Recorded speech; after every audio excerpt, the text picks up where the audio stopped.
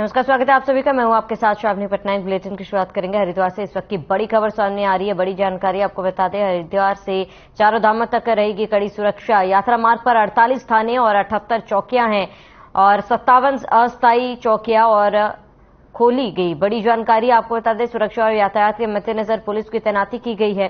4000 से अधिक पुलिसकर्मी और सहयोगी तैनात रहेंगे। पार्किंग से लेकर यात्रियों को रास्ता दिखाने तक की जिम्मेदारी रहेगी। इमरजेंसी के लिए एसडीआरएफ की पोस्ट भी बढ़ाए गए हैं। पिछले साल 27 थी संख्या, अब 31 पोस्ट है, जब पुलिस और गोताखोरों भी जगह जगह तैनात किए गए। बड़ी जानकारी, जल पुलिस और गोताखोरों को भी तैनात किया गया है। 4000 से अधिक पुलिसकर्मी और सहयोगी भी तैनात रहेंगे। पार्किंग से लेकर यात्रियों के रास्ता दिखाने तक इंतजाम किए गए हैं। बड़ी जानकारी आपको बता दें, पिछले साल 27 थी संख्या, अब 31 पोस्ट है। जल पुलिस और गोताखोरों की भी तैनाती की गई है। 4000 से अधिक पुलिसकर्मी और सहयोगी रहेंगे तैनात। हरिद्वार से चारों धामों तक कड़ी सुरक्षा। इमरजेंसी के लिए एसडीआरएफ की पोस्ट भी बढ़ा दिए गए हैं। पिछले साल 27 थे और अब 31 पोस्ट है। जल पुलिस और गोताखोरों को भी तैनात किया गया। बड़ी जानकारी आपको बता दें, 4000 से अधिक पुलिसकर्मी और सहयोगी तैनात। तो बड़ी जानकारी आपको बता रहे हैं, जहां हरिद्वार से चारों धामों तक सुरक्षा बढ़ा दी गई है। यात्रा मार्ग पर 48 थाने और 78 चौकियां हैं। वहीं 57 अस्थायी चौकियां और भी खोली गई है।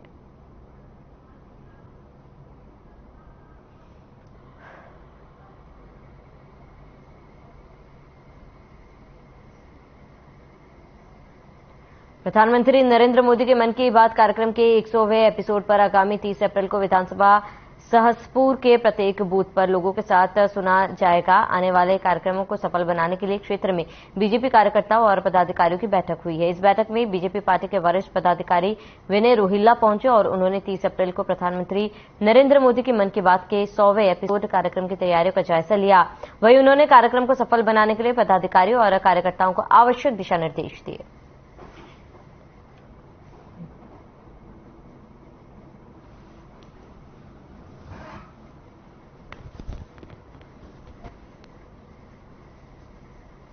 कि माननीय प्रधानमंत्री जी का जो 100वां एपिसोड मन की बात का कार्यक्रम है, उसको लेकर आज विधानसभा के चारों मंडलों के पदाधिकारी यहाँ उपस्थित थे। हमारे तीनों पार्षद थे, माननीय जिलाध्यक्ष जी, विधायक जी और प्रभारी जी ने सभी पदाधिकारी को दिशा निर्देश दिए हैं कि मन की बात का कार्यक्रम बूथ स्तर तक बहुत भव्य तरीके से हो और देश के यशस्वी प्रधानमंत्री, विश्व के सबसे अत्यधिक लोकप्रिय नेता आदरणीय प्रधानमंत्री जी को सुनने के लिए वैसे ही देश के कोने कोने से जो है नागरिक।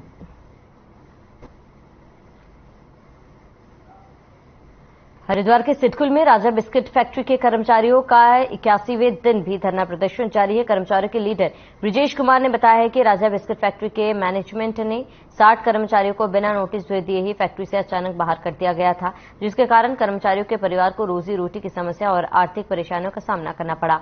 साथ ही कर्मचारियों ने बताया कि फैक्ट्री द्वारा किसी भी कर्मचारी का ईपीएफ और ईएसआई नहीं जमा किया गया है। इन मजदूरों की लड़ाई के समर्थन में कांग्रेस युवा नेता लक्ष्य चौहान भी पहुंचे और पहुंचकर राजा बिस्किट मैनेजमेंट का पुतला दहन करके विरोध प्रकट किया है। लक्ष्य चौहान ने यह भी कहा है कि यदि इन मजदूरों को राजा बिस्किट मैनेजमेंट के द्वारा जल्द ही न्याय नहीं मिला तो इसके लिए हम एक बड़ा आंदोलन करेंगे और मजदूरों को इनका हक दिलाने का काम करेंगे।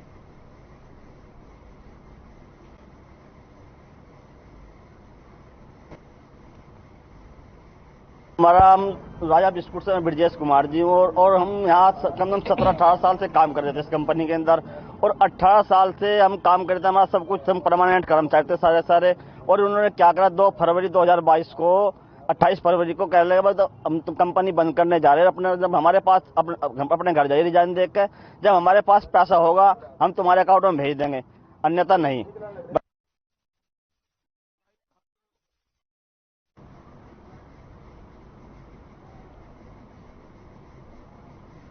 हरिद्वार में कानून व्यवस्था और विवेचना में लापरवाही पर पुलिस कप्तान अजय सिंह ने बड़ा प्रशासनिक फेरबदल किया है। बताते कि पुलिस कप्तान ने 7 चौकी प्रभारियों समेत 15 दारोगाओं का तबादला कर दिया। साथ ही लापरवाही पर 3 दारोगा लाइन हासिल किए गए हैं। बताते कि पिछले दिनों एक दारोगा रिश्वत लेते गिरफ्तार होने के मामले के बाद एसएसपी ने बड़ा फेरबदल किया है।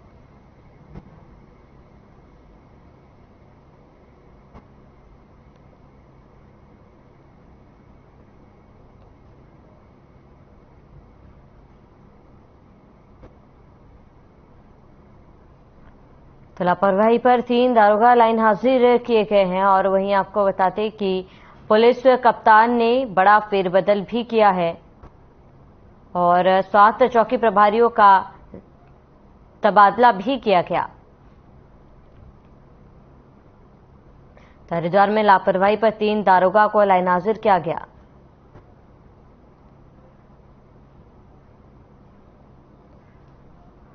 बड़ी जानकारी, प्रदेश में शुरू हुई चारधाम यात्रा। गंगोत्री यमुनोत्री धामों के कपाट खुलने के साथ यात्रा की शुरुआत हुई।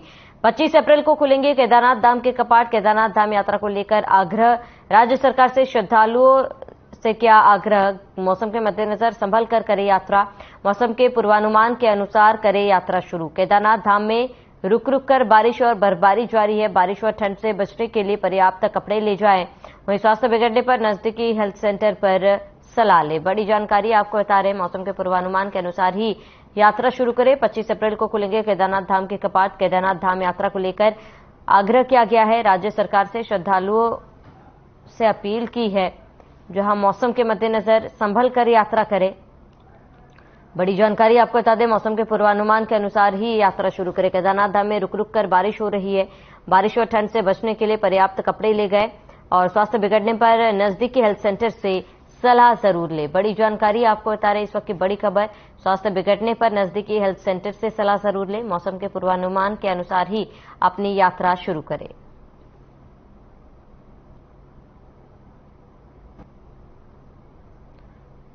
बड़ी जानकारी आपको बता रहे, मौसम के मद्देनजर संभल कर रहें और करें यात्रा।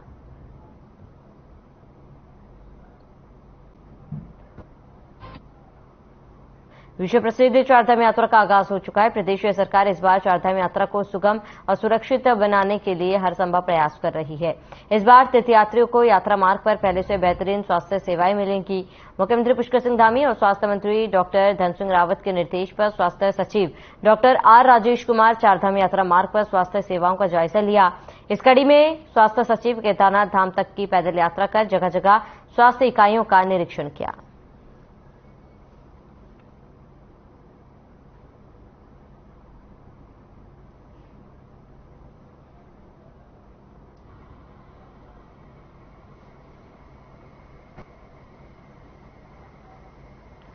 वहीं उत्तराखंड के प्रसिद्ध बाबा विश्वनाथ जगदीशिला की डोली इस बार 3 मई से उत्तराखंड के सभी धामों की यात्रा करेगी। बाद में यह यात्रा 30 मई को समाप्त की जाएगी। इस मौके पर मंदिर प्रसाद नेथानी ने बताया है कि जिस प्रकार देवभूमि को तीर्थाटन के नाम से जाना जाता है, क्योंकि यहां पर चारधाम के अलावा लगभग 1000 सिद्धपीठ है और प्रचार प्रसार की कमी के चलते आने वाले यात्रियों को उनके विषय में जानकारी भी नहीं होती है। इस यात्रा का उद्देश्य इन सभी सिद्धपीठ से यात्रियों को अवगत कराना है। वहीं उन्होंने बताया कि हमारे द्वारा इन सभी स्थानों की लिस्ट पर्यटन मंत्री सतपाल महाराज को दी है और उनसे आग्रह किया कि उत्तराखंड की पर्यटक कोशिकाओं में इनका जिक्र किया जाए और इसके लिए भी प्रचार प्रसार किया जाए, जिससे राजस्व के साथ साथ आने वाले पर्यटकों को भी इन सिद्धपीठों के बारे में जानकारी मिलेगी।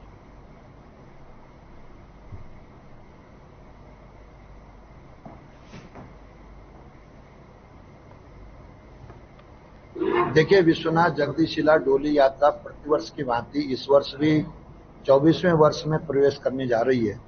यह यात्रा 3 मई को हरिद्वार से प्रारंभ होगी और उत्तराखंड के 13 जनपदों का 10,500 किलोमीटर की यात्रा तय करने के बाद ये विशोन पर्वत केरी गढ़वाल में पड़ता है, जहाँ पर गुरु वशिष्ठ जी और वहाँ पर स्वामी राम तीर्थ जी ने तपस्या की। 30 मई को गंगा दशहरा है, उस दिन इस यात्रा का समापन होगा। इस यात्रा का जो मुख्य उद्देश्य है वो हमारे पूरे विश्व में शांति कायम हो, जो हमारी देव संस्कृति वो जिंदा रहे।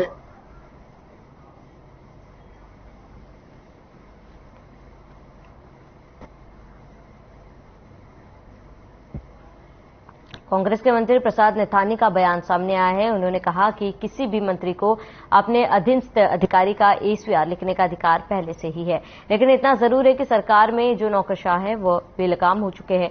वो मंत्रियों के फोन तक नहीं उठाते, इसके अलावा कोई जवाब भी नहीं देते। उन्होंने कहा कि वो उनकी बात को नहीं सुनते, बल्कि उनके कागजों को कूड़ेदान में डाला जाता है। मंत्री प्रसाद नेथानी ने कहा कि कैबिनेट मंत्री सतपाल महाराज का यह स्टैंड बिल्कुल सही है, क्योंकि अधिकारियों पर अगर अंकुश नहीं लगेगा तो यह तो निरंकुश है। यहां पर अधिकारी किसी भी सुनते नहीं है। नहीं, देखिए, मेरा कहना ये है कि ये तो अधिकार तो पहले से ही है किसी भी मिनिस्टर को अपने मातहत जो भी अधिकारी है उसके सीआर लिखने का अधिकार तो पहले से ही है। लेकिन इतना जरूर है कि इस सरकार में नौकरशाह जो है वो कंट्रोल में, नौकरशाह निरंकुश हो चुके हैं, फोन नहीं उठाते, रिस्पांस नहीं देते हैं, मंत्री कहते हैं, मुख्यमंत्री कहते हैं, उनके कागजों को कूड़े के दान में डाला जाता है। तो सतपाल महाराज जी का ये स्टैंड जो है ये एक किस्म से बिल्कुल सही है, गलत नहीं है, क्योंकि अधिकारियों पर, नौकरशाह पर अगर अंकुश नहीं होगा तो ये तो निरंकुश हैं, ये किसी की सुनते ही नहीं है। और इस सरकार में तो ज्यादा ही हुआ है। मैं भी मंत्री रहा हूं, लेकिन मेरे अधीनस्थ जो भी आईएएस रहे उन बेचारों ने बड़ा कोऑपरेट किया और हमारी बात को कभी टाला नहीं, क्योंकि हमारी बात सकारात्मक होती थी। अब कई मंत्री ऐसे हैं जो कई उनके अपने अपने व्यक्तिगत स्वार्थ होते हैं, वो कोई जरूरी नहीं कि आईएएस उस बात को माने, लेकिन नौकरशाह पर अंकुश लगाया जाना ये बहुत जरूरी है। वहीं बीजेपी के प्रदेश अध्यक्ष महेंद्र प्रसाद भट्ट ने कहा है कि विश्व बैंक के एडीबी और जायका सरीखी विदेशी वित्तीय एजेंसियों से फंडिंग जुटाकर प्रदेश सरकार 11 महत्वाकांक्षी परियोजनाओं पर काम शुरू करेगी। उन्होंने बताया कि 13 बड़ी परियोजनाओं पर सरकार ने काम शुरू कर दिया है। इनमें से आधा दर्जन परियोजना जल्द पूरी हो जाएगी। साथ ही महेंद्र प्रसाद भट्ट ने बताया कि सरकार का पूरा फोकस अवस्थापना विकास की योजना पर है। इससे राज्य सरकार ने अगले 5 सालों में राज्य के आर्थिक विकास दर को दोगुना करने का लक्ष्य बनाया है।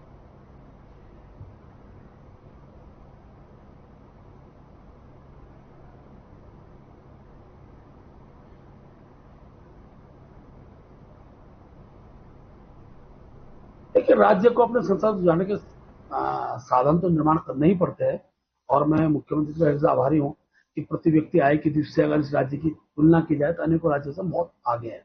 और विकास की गति से में देखा जाए तो हर क्षेत्र का विकास इस समय जमीन पर उतारा जा रहा है। और मैं मोदी जी का हृदय से आभार व्यक्त करता हूं कि जो भी प्रोजेक्ट स्टेट गवर्नमेंट द्वारा भारत सरकार को जाते हैं वो बाकायदा उसकी मॉनिटरिंग करते हैं, उसको समाधान में निकालते हैं।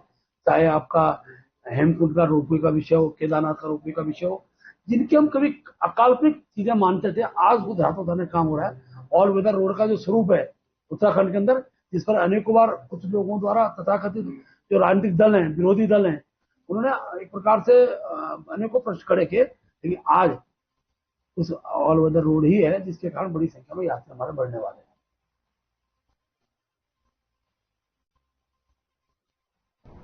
चलिए यहाँ रुकेंगे एक छोटे से ब्रेक के लिए, जल्द हाजिर होंगे।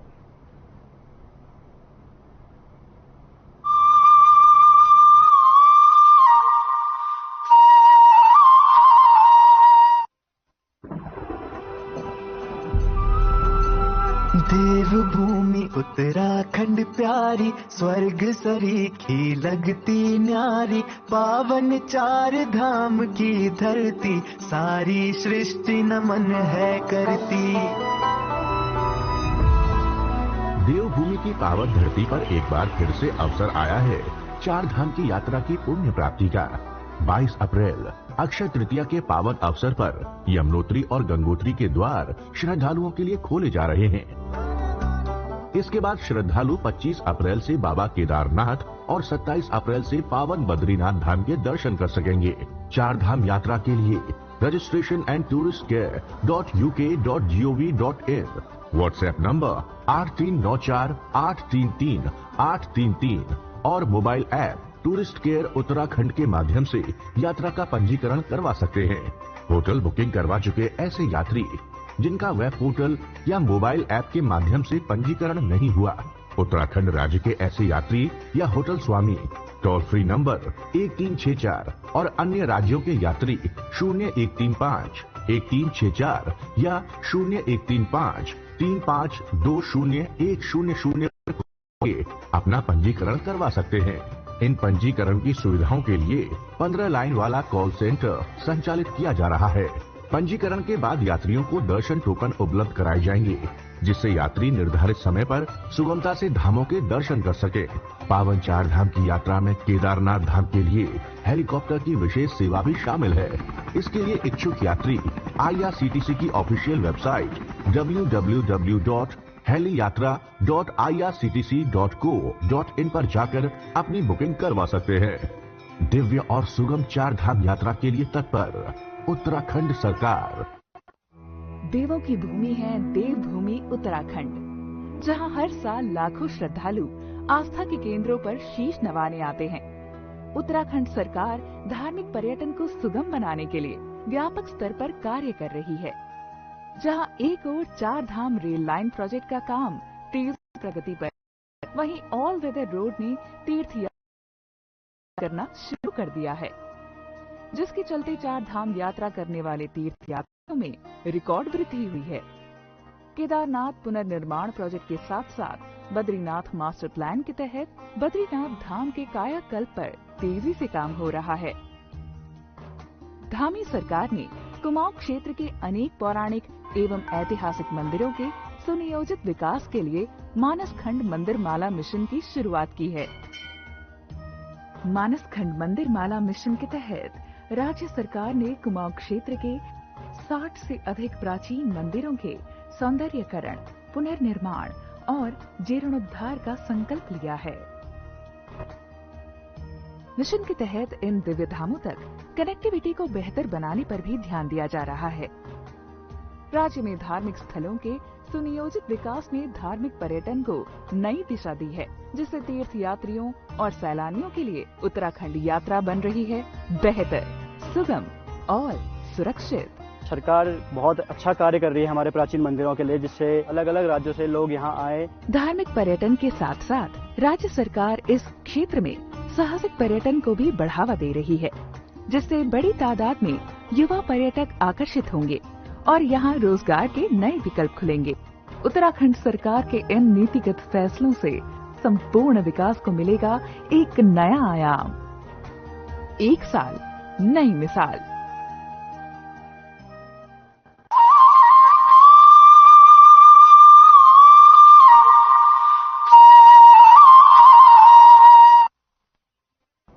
ब्रेक के बाद स्वागत है आप सभी का। खबरों में आगे बढ़ते हैं। देहरादून शहर में विक्रम संचालक खुलेआम परमिट की शर्तों का उल्लंघन कर रहे हैं। देहरादून के विभिन्न चौक चौराहों पर विक्रम संचालक फुटकर सवारियां बैठा रहे हैं, जिससे अन्य लोगों को परेशानी हो रही है। इससे कई स्थानों पर यातायात भी बाधित हुआ। शहर की यातायात व्यवस्था को सुधारने के लिए परिवहन विभाग और यातायात पुलिस ने विक्रमों के फुटकर सवारी बिठाने पर पूर्ण पाबंदी लगा दी है, लेकिन फिर भी विक्रम चालक बाज नहीं आ रहे, जिन पर ट्रैफिक पुलिस ने कार्रवाई की है। वहीं एसपी ट्रैफिक अक्षय कोंटे ने बताया है कि लगभग 900 चालान विक्रम चालकों के लिए किए गए हैं, लेकिन फिर भी चालक बाज नहीं आ रहे। पुलिस ने कई विक्रम सीज किए और 30 विक्रमों के परमिट कैंसिल भी किए।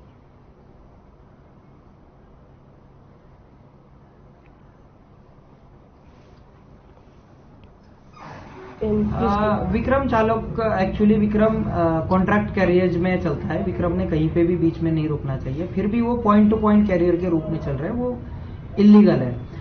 एक नॉर्थ साउथ कॉरिडोर हमने राजपुर से लेके क्लेमेंट टाउन आइडेंटिफाई किया है, जिसमें हम चाह रहे हैं कि बसेस ज्यादा से ज्यादा चले और विक्रम उसके फीडर के रूप में काम करे। कई मौकों पर समझाया गया। हमने पिछले मार्च महीने में 750 कुल विक्रम शहर में है और हमने 900 से ज्यादा चालान विक्रम के किए, फिर भी ये बाज नहीं आ रहे। और आप अभी भी देख सकते हैं तहसील चौक, प्रेस चौक, दर्शन लाल पे जगह जगह पे जंक्शन पे ही खड़े होके सवारी भरने की मनमानी जो है विक्रम द्वारा की जाती है। तो इसी के तहत जो चालान की कार्रवाई कर रहे थे वो चालान तक सीमित ना रखते हुए हमने 3 दिन पहले लगभग 30 विक्रमों के परिवहन के परमिट कैंसिलेशन के लिए